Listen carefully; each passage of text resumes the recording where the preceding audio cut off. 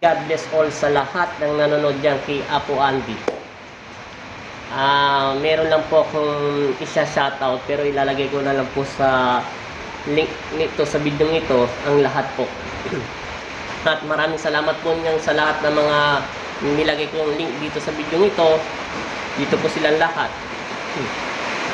Ay nagpapasalamat ako sa kanila na lagi silang nanonood at nagsusuporta sa video ko. At maraming salamat sa inyo sa walang sawa yung panonood sa akin. At mega shoutout din po sa ibang mga nanonood sa akin dyan. At maraming salamat po sa lahat talaga. At masaya kasi ako na dumadami na po ang subscriber ko. Nagugulat po ako na lalong dumadagdag po. Maraming salamat din po sa mga na nanonood sa lahat po dyan nationwide. Maraming salamat po sa lahat sa inyong lahat talaga. At maraming salamat po talaga. Ito lang po ang aking makukunting ibibigay. Meron po kasing nagtatanong talaga nito, pero bibigyan ko lang po ng konting yung talagang paano ako nagkaroon ng kakayahan na ganito. Ito po talaga, ulitin ko laging sinasabi sa inyo. Ang Diyos Ama lang po ang may karapatang pumili ng karapat-dapat bilang instrumento niya sa sanlibutan. At siya rin po ang magbibigay ng kakayahan at kapangyarihan. Dahil po, paulit-ulit ko ito sinasabi, bakit ang mga anghel ko ay kilala ko lahat sila, si Ella, si Iya, si Angel, si Angelito, si Rafael, si Gabriel. Meron pa akong ibang anghel na hindi tinatawag, pero lagi lang po sila nandyan. Tinatawag ko lang po sila kung kinakailangan at hindi ko na po sila dapat tawagin. Alam po nila ang mission nila para sa akin na binigay ng Panginoong Kristo. Yun ay binigay naman to ng Poong Jesus Nazareno sa akin yung mga anghel. Ang Poong Nazareno po talagang mahawak sa akin. Ang Panginoong Jesus Nazareno po. Siya po ang may karapatan humawak sa akin dahil siya po ang nagbigay ng kapangyarihan sa akin. Itong kakayahan ko po, kung bakit po minsan natutukoy ang mga laman ng tao na sa loob ng katawan niya, dahil po sa mga anghel na pinagkaloob ng Diyos sa akin yan, at sa mga bato na pinagkaloob niya sila sa akin. Ito po kasi, ulitin ko sa iyo, alam kong mapapanood mo to, Baron. Ikaw, Baron, maswerte ka nga, may tatay ka pa at nanay. Maswerte ka pa. Ibig sabihin nito, yung pinanganak tayo ng magulang natin, nakahubad lang tayo. Diba? Dahil sanggol tayo. Yung natuto na tayo, nagkaroon tayo ng isip at tinalagaan tayo ng magulang natin, tinuruan niya tayong mag-aral, mamuhay, at malayo lagi sa lahat ng kapamakan. Pinakikinggan natin ang magulang natin kasi siya naman ang nakakalam bilang pangalawa nating magulang dito sa lupa. Una pa rin ang Diyos. Ito lang masasabi ko sa iyo, Baron. Hindi mo pa alam kung bakit ka nagtatanong na araw-araw pa nagdarasal. Marami na akong ginamot, mas matanda pa sa iyo. Ikaw medyo bata ka pa, at saka naguguluhan pa yung isip. Naunawaan ko yan, Baron. Naunawaan ko ang ibig mong sabihin. Ako, yung bata din ako, matanong ako ng gusto. Makulit ako. Lahat ng bagay pinagtatatanong ko kahit naiirita na sa akin ng mga tao. Kasi hindi ako lumaki sa magulang ko. Yung tatay ko ay namatay pa, bata pa ako at hindi ko pa natinag yung mukha niya. Pero sa picture pinakita na sa akin ito ng lola ko. Ang nanay ko, nandun. Hindi niya naman kami iniwanan. Talagang hirap lang siya at bata pa siya nag-asawa. Wala akong karapatan magaling sa magulang ko pero mahal ko pa rin siya. At lagi ko siya pinagdarasal. Hindi rin ako natuto magdasal. Buong buhay ko, nagtatrabaho ako. Pero bago ako nagkaroon ng isip, ang taong nagpalaki sa akin, ito ang totoo. Sinasako ako. Pinaluluhod ako sa munggo at asin. Hindi lang ilang oras ako nakaluhod. Tinitiis ko yun. Kasi hindi ko siya magulang. Tapos isinasako ka, hinahagupit ka, pinaplanchang yung mukha.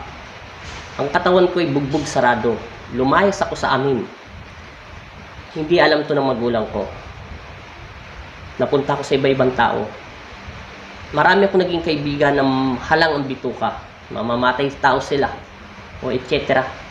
Pero Hindi ko alam bakit hindi nila ako mahikayat. Alam mo bakit? Lagi pa rin ako nagdarasal sa Panginoon kahit hindi ko siya nakikita. Hindi ko nga alam kung pinakikinggan ako ng Panginoon eh. Ang isa lang ang sinasabi ko sa Kanya, nahihirapan na ako. Ama, kung totoong ikaw ang Diyos namin, kunin mo na ako. Wala akong galit sa iyo, pero may galit ako sa taong nagpalaki sa akin. Kasi hindi ko pa kilala si Jesus. Yun ay pagsubok sa akin. Yung tinuruan niya ako, at hindi na ako makalakad, natutulog lang ako sa kalsada, nababasa ng ulan, naambunan, hindi nakakaligo, nagkaroon ng maraming sakit ng komplikasyon, halo-halo na. Hanggang labo ng mga mata ko, nagdudugo ng ilong ko, umayat na ako. Pero dasal pa rin ako ng dasal sa Panginoon. Hindi ko nga alam kung pinakikinggan ako ng Panginoon. Mabuti nga ikaw, may magulang ka pa at may ama. Ako wala akong nilakihan, sa kalsada lang. Doon ako lumaki sa Divisoria. Iniisip ko lang kung pakinapakinggan ba ako ng Panginoon. Alam mo ba, lagi lang akong umiiyak sa Kanya. Pagod na ako at hirap na ako sa buhay ko. Hindi ko na alam kung anong dapat kong gawin. Pinudyukan ako ng mga kaibigan ko na magnakaw, magganyan. Hindi ko magawa.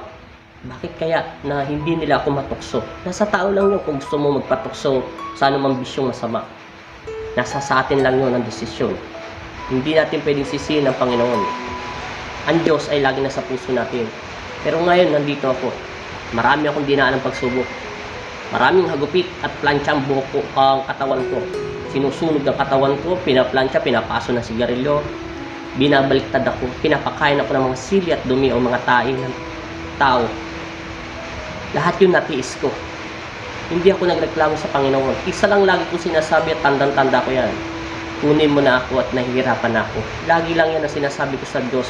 Lagi lang ako nakatingin sa langit. Yung mamamatay na ako at lumayas na ako at hindi ko na kaya, umiyak ako sa Panginoon. Yan. Nagpadala siya ng isang anghel na gagabay sa akin. Hindi ko pa alam kung anghel yun. Baka alam mo naman, laki ako sa Maynila kung may krong-krong ba ang tao yun. Alam ko lang, pero alam niyang lahat sa akin. Wala akong kinukwentuhan ng buhay ko kahit mga kaibigan ko. Hindi ko pinapakita mga pasa ng katawan ko. Kaya sana yung bugbog sa katawan ko. Pero ito ako ngayon, naglilingkod sa Panginoon. Pinagaling niya lahat ng sakit ko, nalalabong mata ko, nagdudugong ilong ko, nagdudugong pit ko, pati mga tenga ko, nagdudugo, nabibingin na ako, pati mahigit sumalaskat ang ulo ko kapag tinaman ako ng araw. Maswerte nga kayo, may magulang pa kayo. Ako lumaki na walang magulang. Hindi ako nagtanim ng galit sa Panginoon. Isa lang lagi ko sinasabi sa isip ko, kunin mo na ako.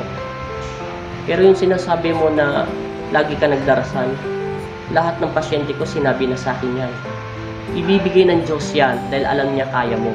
Huwag ka mawala ng pag-asa, lagi ka lang manalangin. Maraming taong magagaling magdasal. Pero tinatanong ko sa sarili ko, bakit sila nagkakaroon ng sakit ng ganyan? Kasi iniisip ko rin nangyari din sa akin yan. Bakit ganun? Pinababayaan ba tayo ng Panginoon? Dinadanas ba natin ang hirap? Hindi. Ginagabayan tayo ng Panginoon hanggang kaya natin. Dahil alam ng Diyos na kaya natin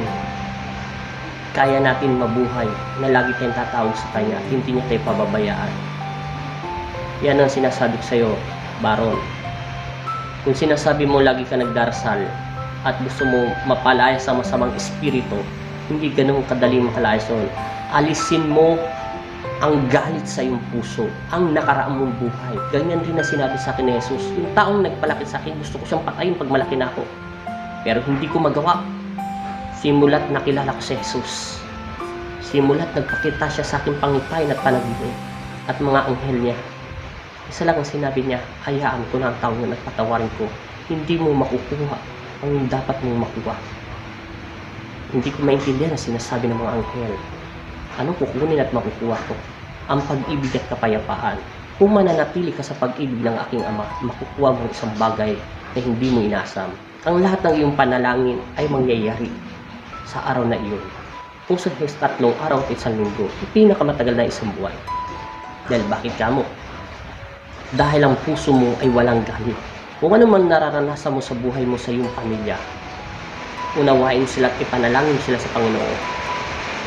Alisin mo ang galit sa iyong isip at puso. Alisin mo ang pagka-judgmental kung kanino man. Lahat tayong mga tao ganun, hindi lang ikaw ang sinasabihan ko yun. Alisin mo ang lahat niyan. Alisin mo ang takot, lagi ka magdasal sa Panginoon. Ang Panginoong Kristo lamang ang may karapatan bumawi ng buhay natin. Lagi ko sinasabi sa lahat ng pasyente ko na kung gusto niyong gumaling, mas maluha pa ang sakit ko sa inyo. Nakaratay na ako. At hindi niyo pa alam ang buhay ko kung gaano kahirap. Marami na akong pasyenteng narinig dito. Marami na akong matatanda na ganyan ang buhay nila, iniwan sila ganyan-ganyan. Mabuti pa sila.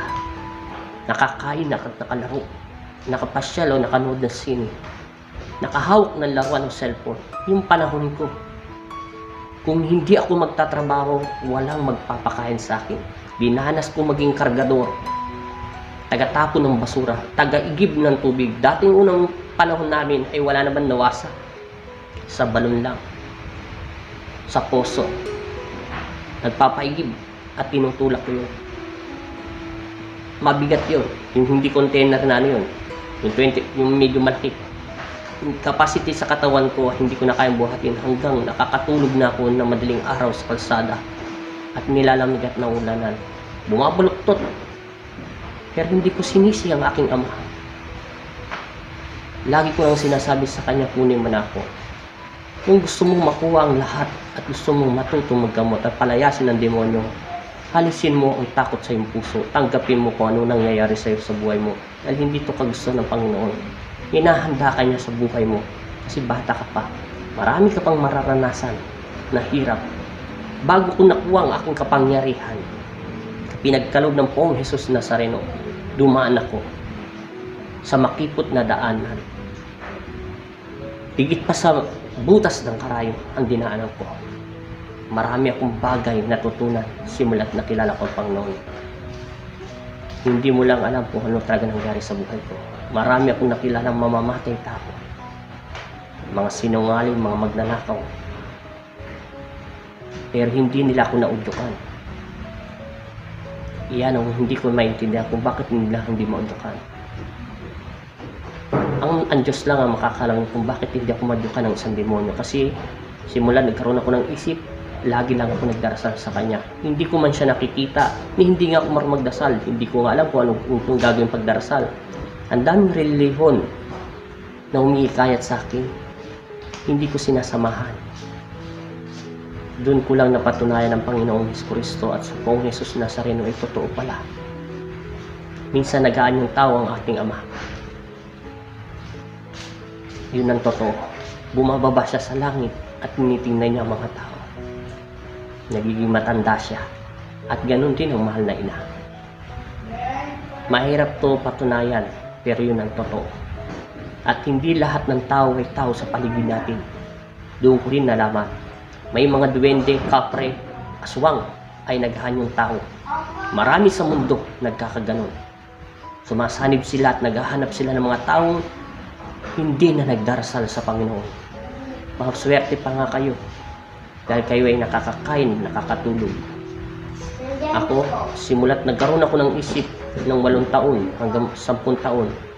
Ang tagal ko. Nagsumikap ako, matuto mag-drive, mag-tricycle para may makain at hindi magnakaw. Ginawa kong lahat, magtapon ng basura, magkigib, magkargador, magtinda ng pandesal. Madaling araw pa lang gigising ako. Kasi ayaw ko magnakaw, ayaw kong humingi ng kinakain ko. Isip ko, buhay pa ang aking mga kamay. Kahit payat ako, gusto kong makaranas ng pagkain na pinaghihirapan ko. Hindi ako nawala ng pag-asa. Kung may kakayahan man ako at alam ko mga pangalan ng anghel ko, ibinigay ng Diyos yun dahil yun ang mga pangalan nila. Tinatawag ko lang sila kung kinakailangan. Kusa silang lumalabas, hindi mo na sila kailangan tawagin pa. Aatake sila pag alam nila ang isang kalaban ko ay aatake sa akin. Dahil kung papapasukin mo ang anghel ng Diyos sa iyong katawan lupa, una ang Diyos, magiging malakas ka na hindi mo nakikita ng kalaban mo kung sino ka. Kung talagang demonyo ang kalaban mo, alam niya kung sino ka. Dahil marami na akong nakalaban na gano'n. Dati nga akala ko katang isip lang ang mga aswang. Katang isip lang ang mga magkukulang. Kasi hindi naman ako mapapaniwala dati hanggang hindi ko nakikita ng dalawang mata ko. Totoo pa lang aswang. naganyo ang tao. Pero mahirap paniwalaan to. Dahil sa matang ito, ibinigay ng Pong Jesus Nazareno. Pero hindi ako ang pinakamagaling na instrumento niya. Isa lang akong pipitugin na manggagamot. Isa lang ang pinakamababang uri ng manggagamot bilang instrumento ng Pong Jesus Nazareno. May pinakamagaling pa sa akin. Hinahangaan ko siya sa taglay na kapangyarihan na pinagkaloob sa kanya ng Panginoon. Pero hindi siya pwedeng sabihin. Pero siyang pinakamagaling na manggagamot na nakilala ko. Sa tingin niya lang, alam mo na sakit ko. At pinulsuhan kanya, alam mo kung alam mo yung sakit niya. Hindi ko mapantayan ang kanyang kakayahan. Pero balang araw daw ay magagawa ko yun, sabi ng mga anghel ko. Pag pinanggal mo na ang galit sa iyong puso at isipan, inalas ko yun lahat. Yung gustong pumatay sa akin, minamatrato ako, pinanggal ko yun. Dahil gusto ko lang mapangarap yung kapangyarihan yun, pero hindi rin pala ganun kabilis. Dahil kaya ko lang ginawa yun para kalasin, hindi. Kailangan bukal sa puso mo magpatawad ng bukal po sa puso mo at walang galit sa iyong isip at puso. Huwag kang magkaroon ng judgmental sa iyong sarili. Hayaan mo sila kung yun ang buhay nila. Basta't manatili ka lang magdasal sa Panginoon at ituro mo lang. Alam mo naman ang tama at mali. Sana maunawaan mo ako, Baron. Hindi ko sinasabi na kahit araw-araw ka nagdarasal ay hindi kita tinasabing ganun. Lahat ng tao ay nagdarasal, kahit ako. Minsan nagkakamali rin ako. Mayroon akong pagdarasal na hindi ko dinadasal. Alisin mo lang ang agam-agam mo. Nandiyan si Jesus sa puso mo. Hindi kanya pababayaan basta't lagi ka lang tumawag at manalangin sa kanya. Maraming salamat po sa inyong lahat sa binigay ko lang. Kaya ang kapangyarihan nito ay spiritual ng Panginoon Kristo. I-share ko lang to. Hindi madabilis matuto maggamot. Marami kang dadaan ng pagsubok kung ikaw man ay karapat-dapat. Hindi ko naman sinasabing pagdaanan nyo rin ang pinagdaanan ko. May pinipili ang aking ama. Bawat isa sa akin, mga anak niya sa lupa. Hindi mo to basta-basta matatanggap. Masisira lang talagang ulo mo rito at hindi ka basta-basta makakatulog. Susubukan ka ng demonyo maging masama ka ulit. Kailangan makakalas mo ang itim na usok. Hindi nakikita ng normal na mga mata ang itim na usok. Itong usok na ito yung konsensya at galit sa puso natin, kinimkim natin, at hindi natin makakawalan kung ano man nangyayari sa buhay natin. Pag natutunan mo itong pakawalan at pinagsamay mo ang espiritu mo at katawan lupa mo at espiritu ng Panginoon Kristo at sumanib ka sa Kanya at napasayo ang basbas ng Ama, maunawan mong ibig ko sabihin. Maraming beses na ako tinuruan ng inang sunami ko, hindi ako matututo. Yung namatay na siya, doon ko na unawaan ang lahat ng tinuturo niya sa akin. Sa sariling sikap kung paano ko pakawalan ang espiritual ng Panginoon Kristo. At maraming salamat po sa inyong lahat at mapagpalang gabi sa araw na ito. At mega shoutout sa lahat. Diyan po taga sa Iloilo, tsaka rin po sa Toronto, Canada, tsaka sa Saudi, sa iba pang nandyan na po yung mga link nyo at maraming salamat po sa inyong lahat. At God bless po sa atin. Maraming salamat din sa iyo, Baron.